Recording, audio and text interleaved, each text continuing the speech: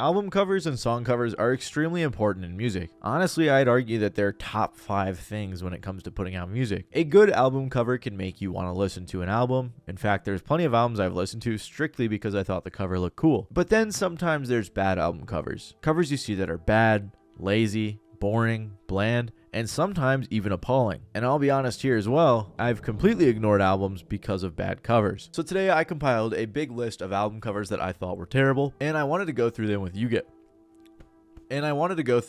guys. Now I have a few tiers here. I have lazy, which is like, it's not that big of a deal, it's just not good. Then I have bad, which is where you actually probably tried, but it turned out bad. Then I have dark, weird, or disturbing, which is like, you know, why would you do this? And then I have so bad that it's comical and funny, and I'd imagine you weren't even serious when you made it, but some people may have been. Kicking off our list here is Certified Lover Boy by Drake. I've always hated this cover, and apparently it was made by a famous artist, which makes me like it even less. Obviously, it's like kind of a joke, but at the same time, it's not like a funny joke. I don't find it cool at all. It's just kind of a really boring, lame cover. Next up, we have the Pop Smoke album cover that Virgil did. Virgil was a talented artist, but apparently he messed up really bad because everyone on the internet clowned this so much to the point where even 50 jumped in and said that it needed to be changed, and eventually the album cover was actually changed. But yeah, it got to the point that people were doing speedruns of recreating the album cover, so I think that's how you know it wasn't that great. Take 3. Let's hope that I can do it faster this time.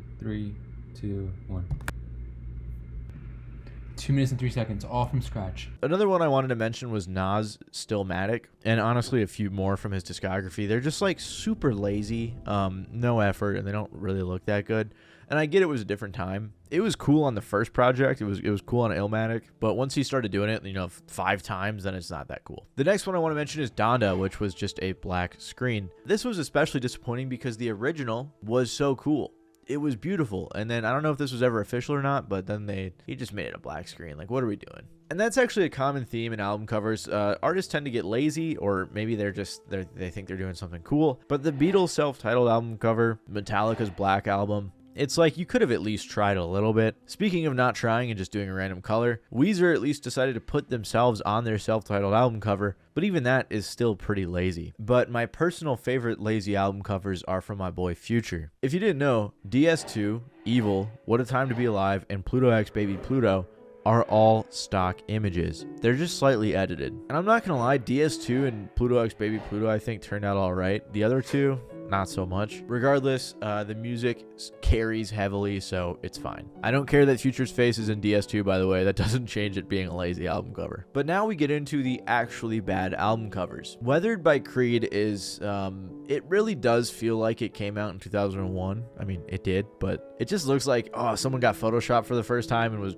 like, oh, let me try making an album cover. Like, that's just what that looks like. It looks horrible. Sundial by No Name is just pretty gross. I tried to look into some information about what inspired this cover, and I couldn't really find it, so I'm just gonna guess that she just wanted it to look bad. It looks like what you would picture someone looking like after they got ran over by a tire. That's kind of what it looks like. Squished ass face. Next up, we have Bad Habits by Ed Sheeran. And when I was making this video, I was looking stuff up to see what other people were saying.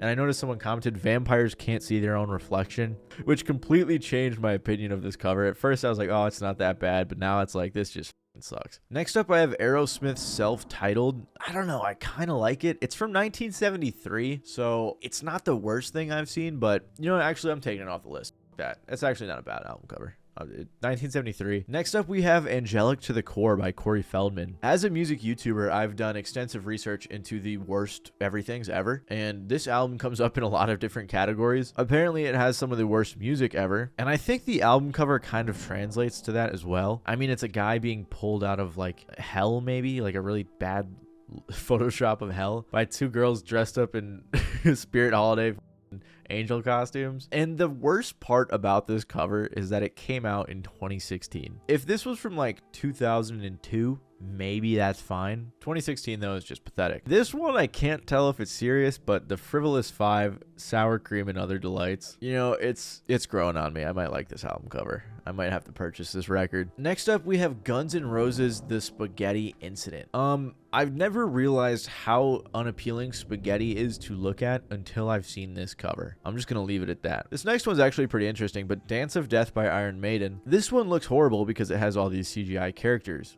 And the story behind it is an artist made the original design without the characters. The manager said it was too empty, so they added the CGI characters. The manager was like, yeah, that's what we want. And then the artist was like, this looks like shit. Please don't credit me. But if you actually look at the original, it's pretty cool looking. Also, we got to throw in that one U2 album that they put on all of our phones. Why are we hugging someone like this? I don't know what it means to this day. Just, it's not a good cover. Also, Joyner Lucas's ADHD. His hands don't even connect to his arms. They're like coming out from inside of his shirt. I don't know. It just looks like shit.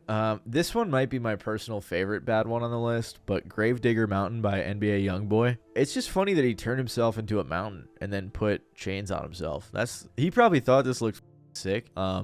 It doesn't. It looks really goofy, but you know what? Who cares? And finally, for the bad section, I have Juice WRLD, The Party Never Ends. This album cover allegedly was drawn by Takashi Murakami. I don't even know if that's true. There was a lot of talk around this, but I thought this album cover was bad from the jump. I actually made a TikTok talking about it, and everyone in the comments was like, it's actually not bad. It's actually cool. I think they were just trying to be contrarian, though, because I really think this cover looked horrible. So let me know in the comments if I'm tripping. Here's where we start to get into like the weirder, more darker, disturbing covers. I don't have too many on here, but I got a couple. First, I have Mayhem, Dawn of the Black Hearts. I can't even show this.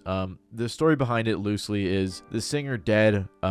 He took his own life with a shotgun, and one of the guys found his body and was like, yo, this would be a dope album cover. He took a picture of it, and yeah, that's how this album cover was born. There's a lot of weird stuff that goes on in metal, so I'm not going to touch on too many of them, but this is probably the craziest one, so I had to include it in this video. Limp Bizkit's The Chocolate Starfish and the Hot Dog Flavored Water. I didn't want to show it on screen too long because it's just gross. And the title, come on, man. What are we, 13-year-old boys? What are we doing? Okay, I'm not sure why I put this one in the disturbing section. That might have been a joke.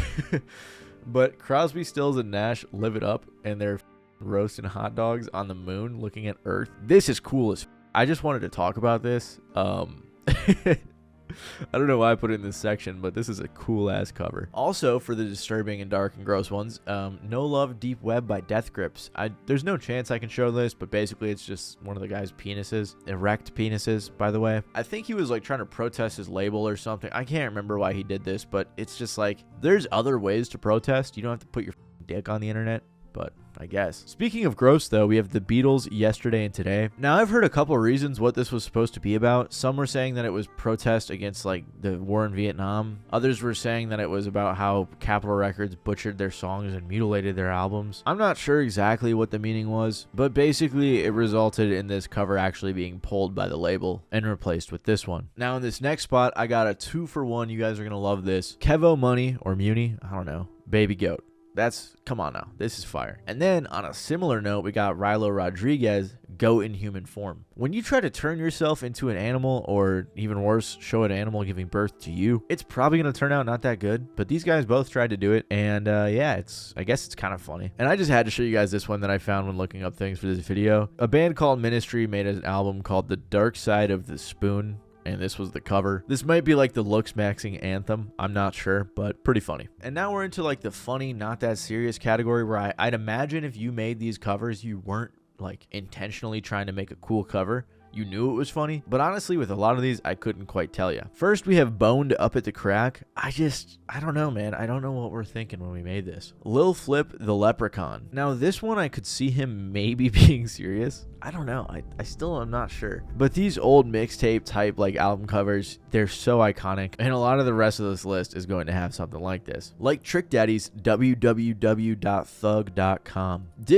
It's arguably tough. It's arguably tough. I mean, he's got different tabs open. He's got music, sex, drugs, money, and death. You can click on all these. I don't know what happens. And it's from 1998. So it's like, honestly, 1998, this isn't too bad. This next one's from Capadonna, Black Tarzan. You're probably thinking to yourself, wow, a lot of these mixtape covers are from like the early 2000s, late 90s. So far, yes, most of them have been. But this album cover is from 2021. What are we doing? We've learned how to use Photoshop at this point. You decided to put this out, 2021. What are you doing? Oh, this is where Crosby, Stills, and Nash was meant to be. I don't know why I had it earlier in the list, but yeah, this is a better spot for it. Next up, we have multiple album covers from Swamp Dogg, such as If I Ever Kiss It, He Can Kiss It Goodbye, with a bunch of tongues and mouths on the cover, poorly cropped out.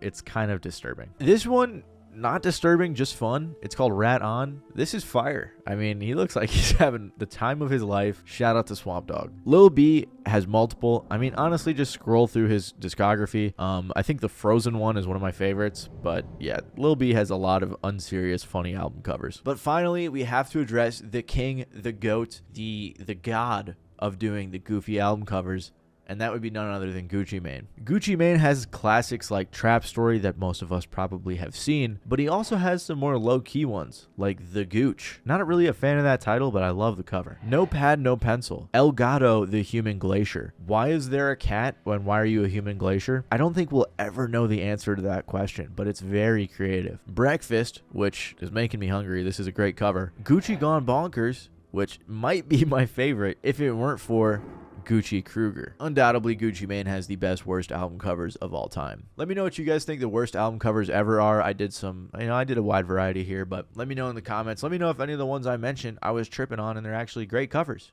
I could be wrong. I'm wrong sometimes, guys. I'm not perfect. But yeah, let me know in the comments and enjoy the video. I hope you enjoyed the video, and that's enough for me. I'm gonna get out of here. So I'll see you guys later. Peace.